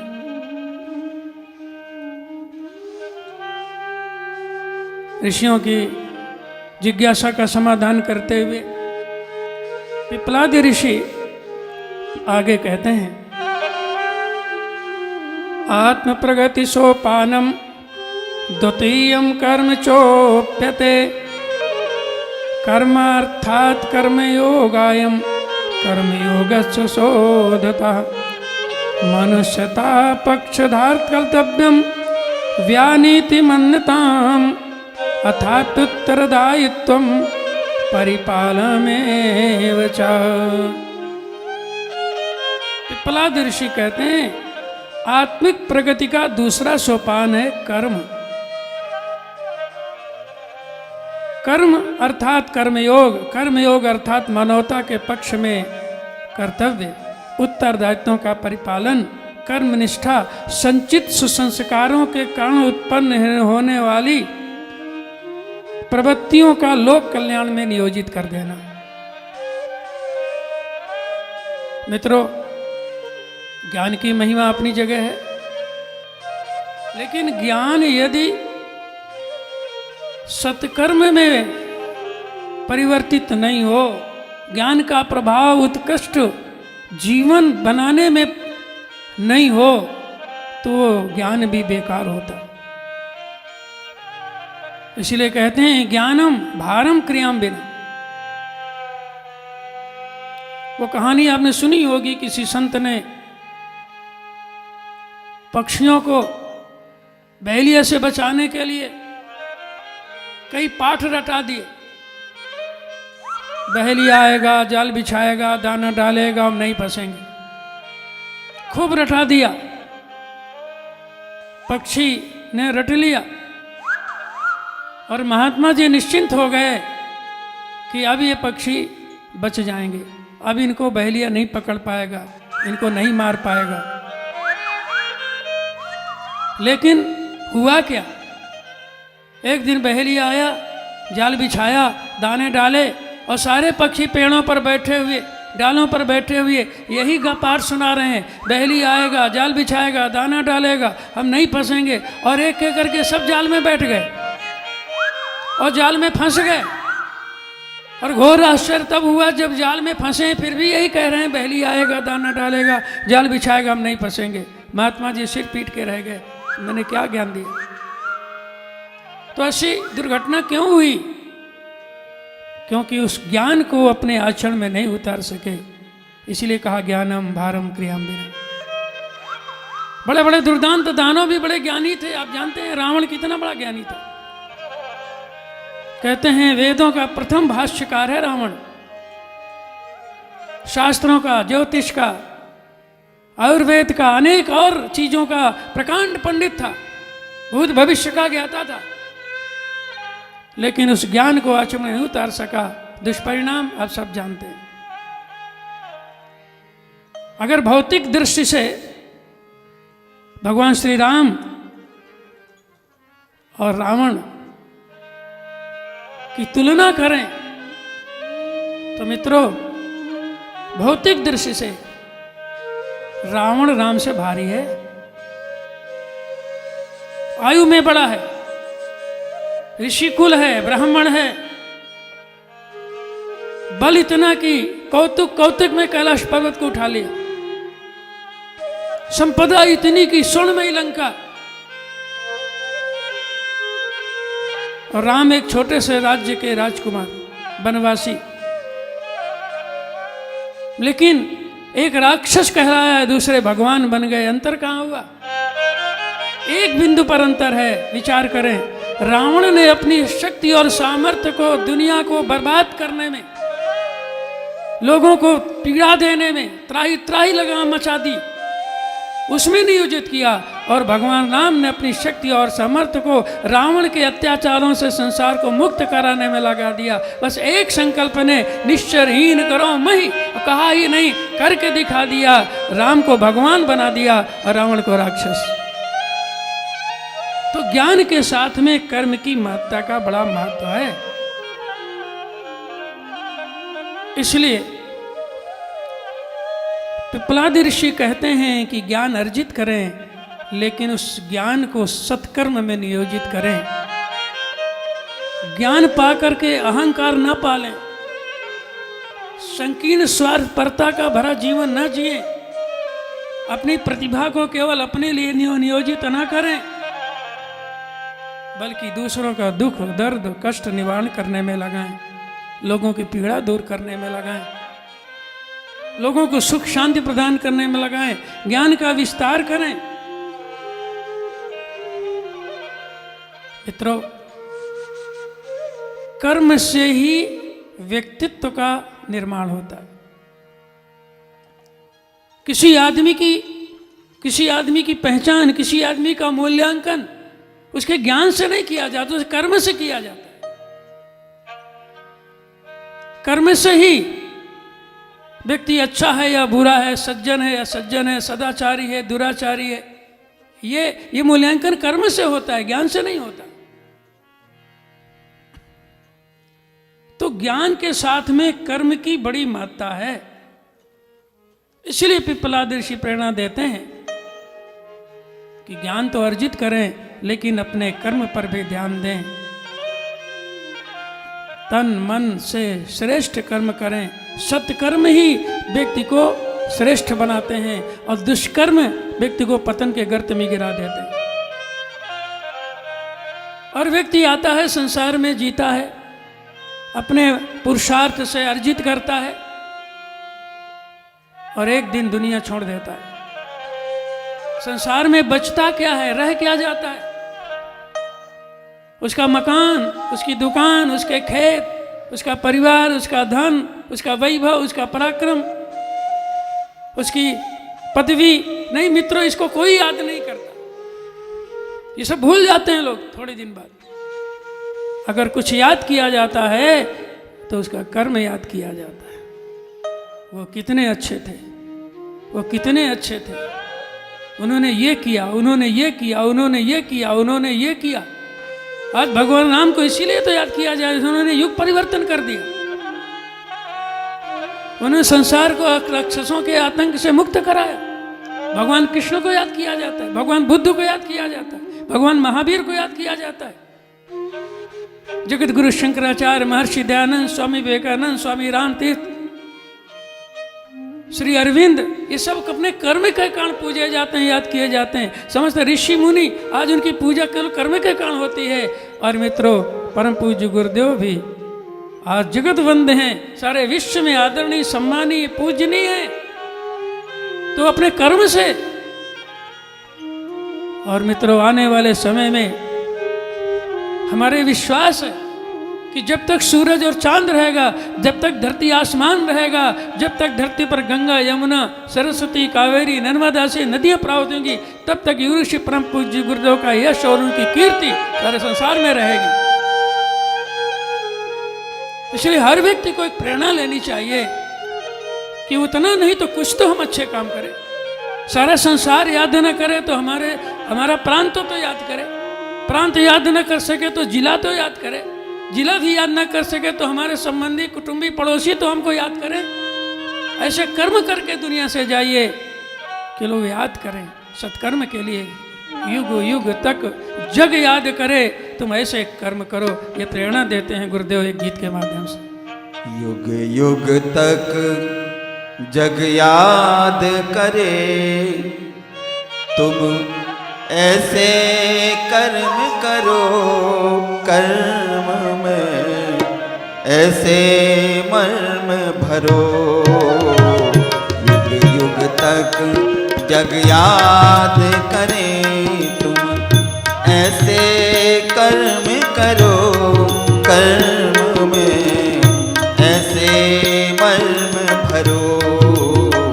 युग युग तक जग याद करे।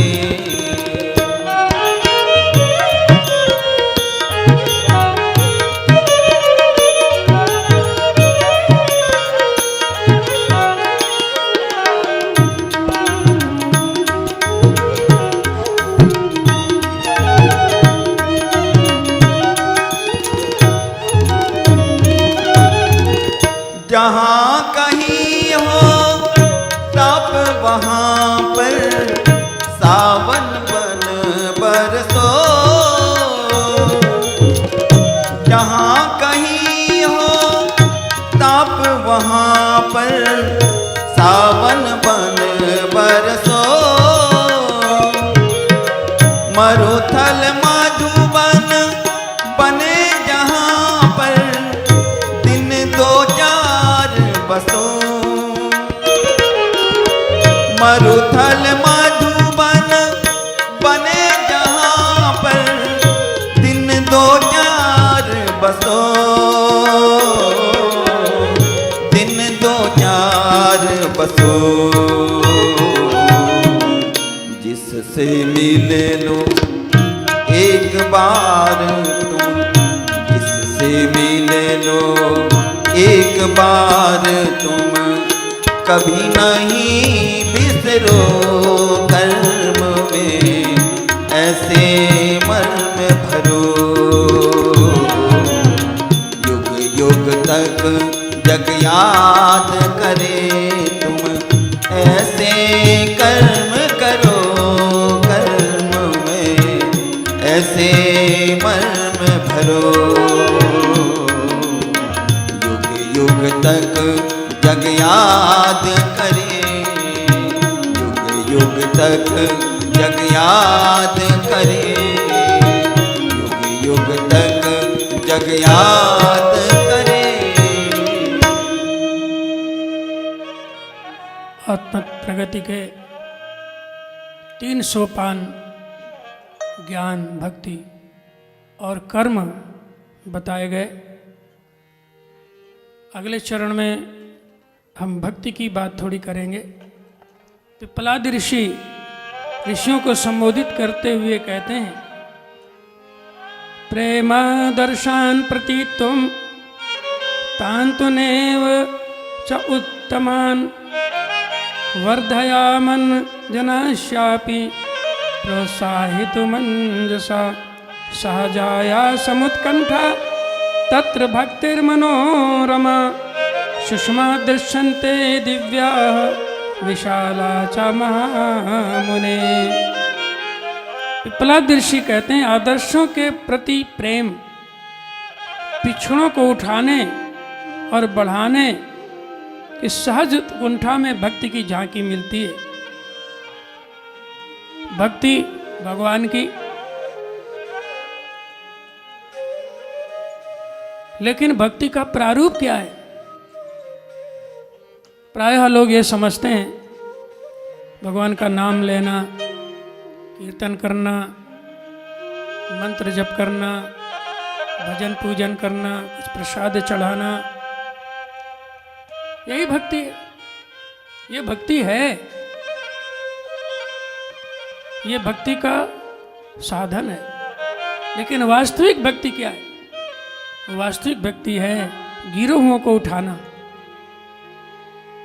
भटके हुओं को सही राह दिखाना, दुखियों का दुख दूर करना, क्योंकि भगवान तो हर प्राणी के अंदर है।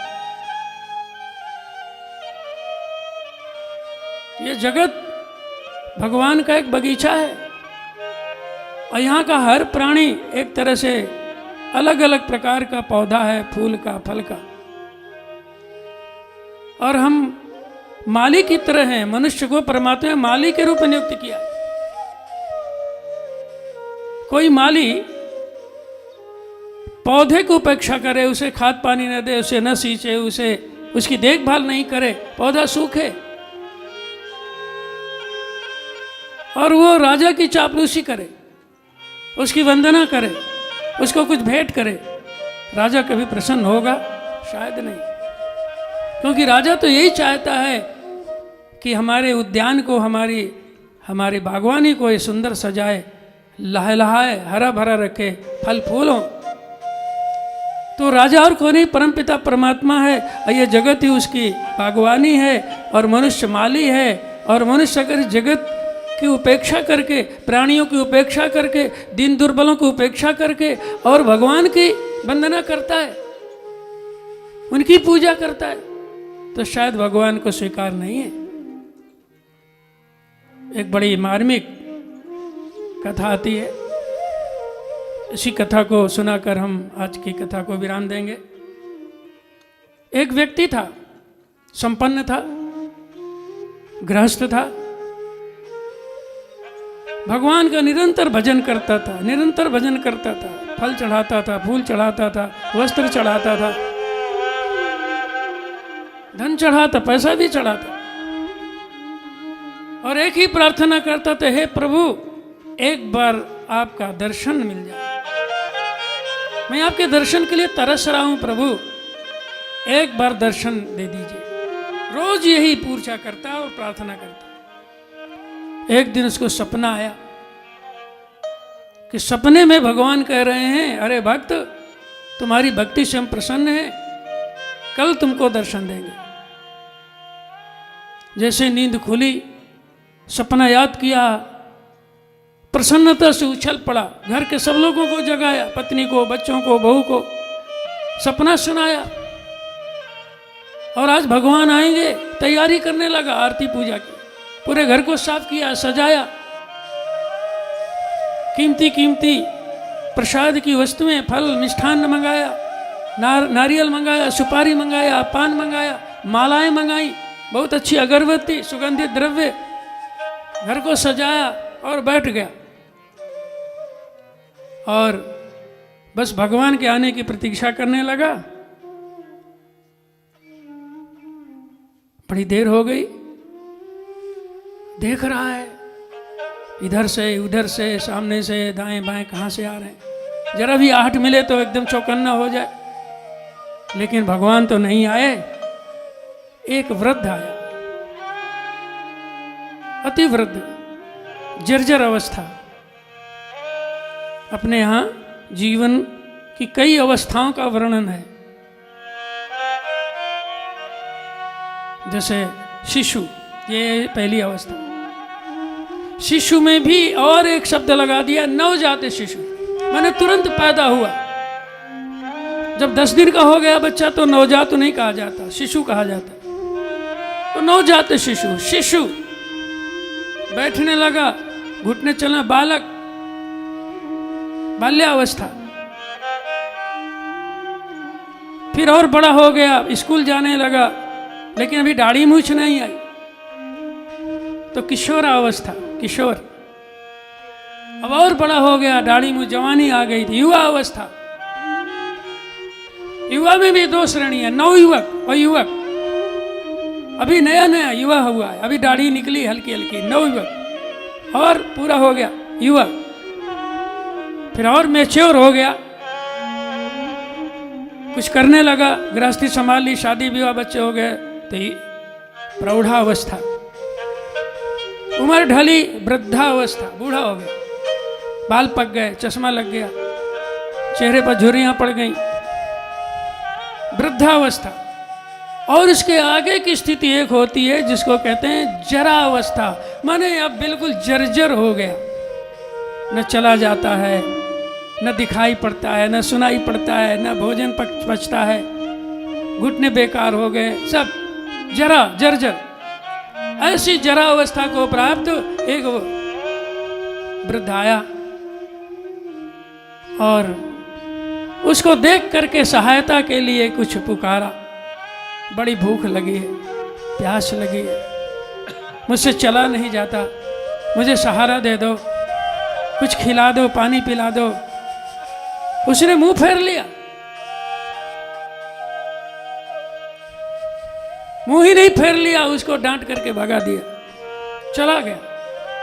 फिर रास्ता देखने लगा और भगवान का भजन करने लगा। देखिए क्या भजन करता है भगवान। तुम न आए प्रभु जी, सुबह हो गई।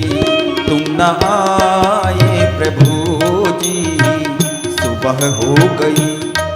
मेरी पूजा की थाली धरी रह गई। मेरी पूजा की थाली धरी रह गई। तुम न आए प्रभु जी, सुबह हो गई। तुम न आए प्रभु जी, सुबह हो गई।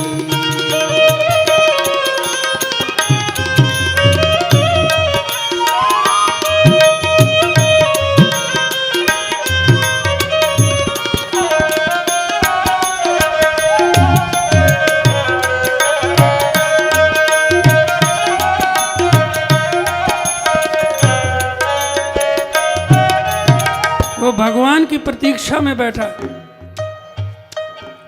जर्जर अवस्था में प्राप्त एक दुखी मनुष्य सामने से निकल गया और वो भगवान को देख रहा है, गा रहा है, तुम ना आए प्रभु जी। थोड़ी देर में एक अंधा उधर से निकला, भटकता, दिख नहीं रहा। उसी के सामने ठोकर लगी, गिर पड़ा, चिल्लाया, अरे कोई सहायता कर दो मुझे, अंधे को, मुझे दिखाई नहीं देता, मुझे घर पहुंचा दो, मैं भटक गया हूं। वो सुन रहा है, देख रहा है, लेकिन मौन, सबको इशारा, कोई बोलना नहीं। ये कहां से आ गया अंधा? हम तो भगवान के लिए बैठे, ये अंधा आ गया। और किसी तरह से गिरते पड़ते, रोते चिल्लाते वो अंधा भी निकल गया और वो अभी भी भगवान को पुकार रहा है। सुनिए जरा। मुझसे रूठे हो क्यों आप आते नहीं।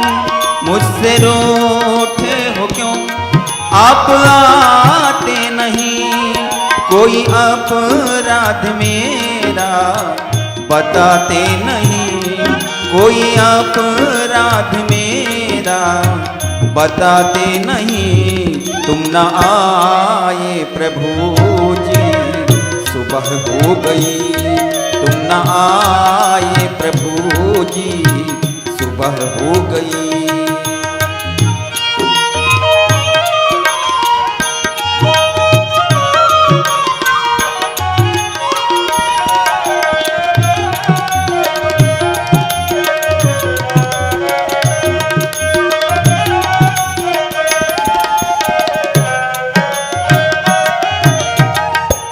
देखते देखते श्वास रुकने लगी।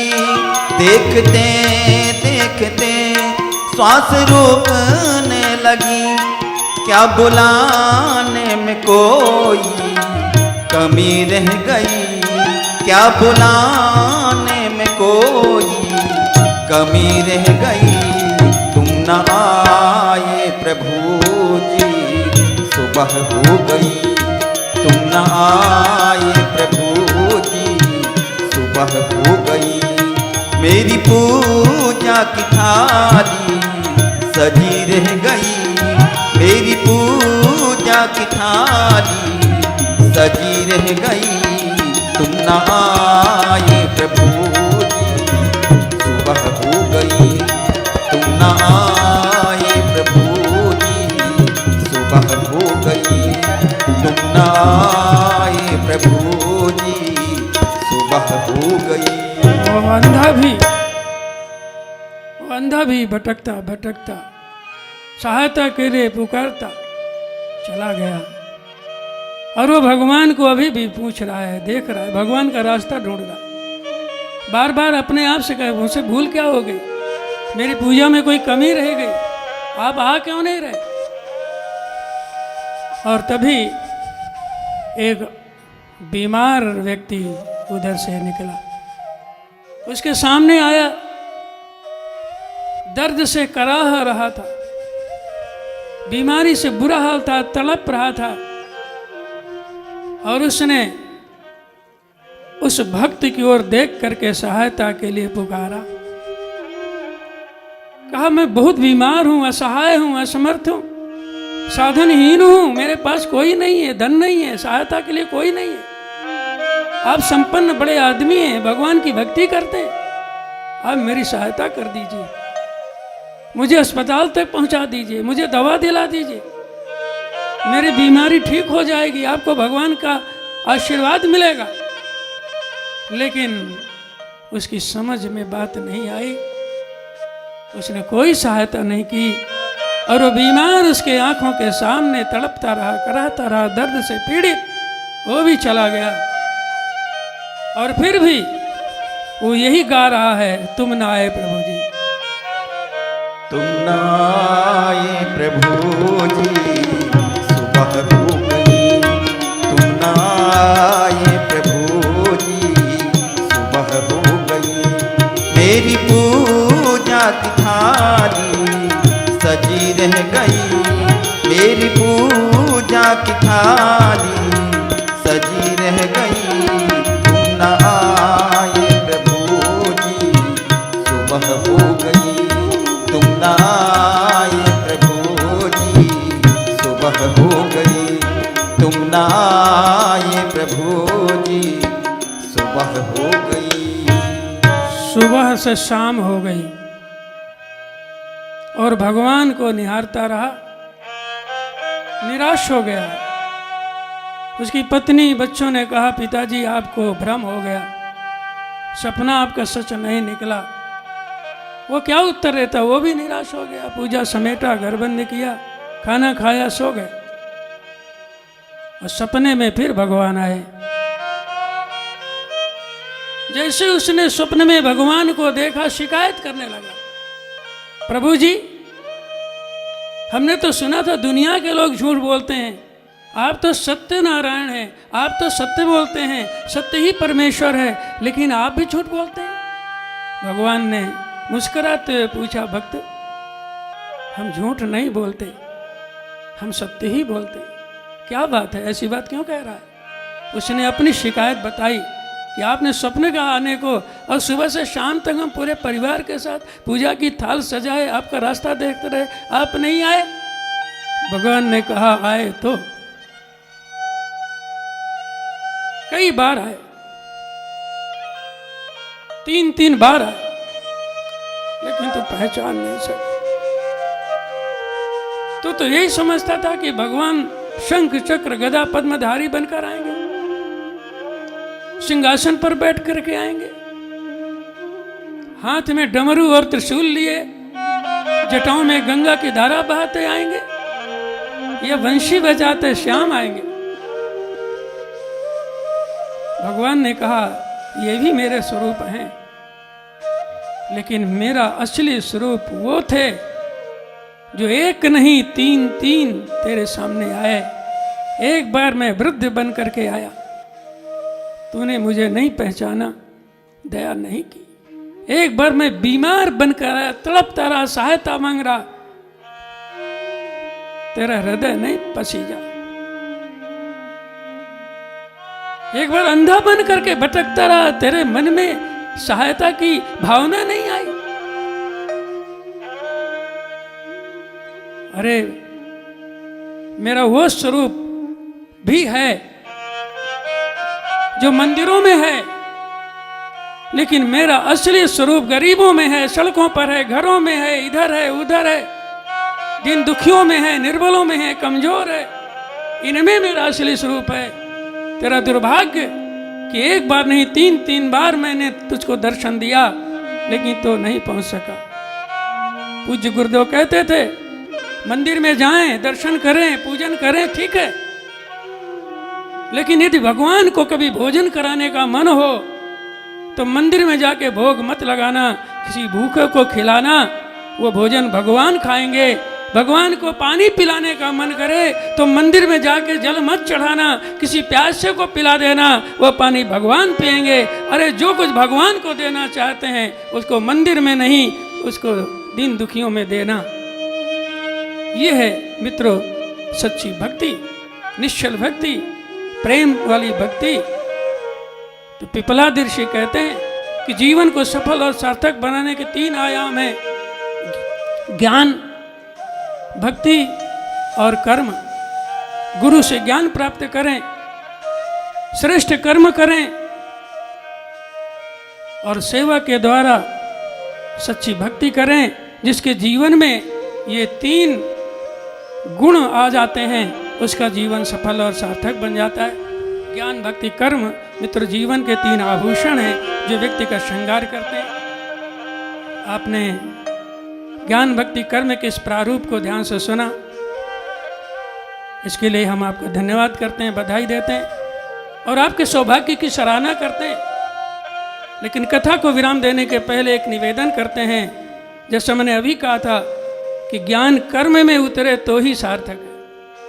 तो जो भी ज्ञान युग ऋषि परम पूज्य गुरुदेव का ज्ञान प्रज्ञा पुराण के कथा के माध्यम से आप तक पहुंचा है, उसको जीवन में उतारने का अवश्य उपाय करें।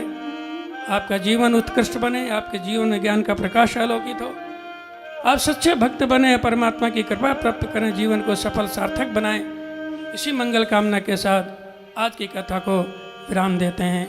ओम शांति ही शांति ही शांति। हमारे YouTube चैनल शांति कुंज वीडियो गायत्री परिवार को सब्सक्राइब करें एवं बेल आइकन जरूर दबाएं ताकि गायत्री परिवार की विभिन्न गतिविधियों की जानकारी आपको मिलती रहे।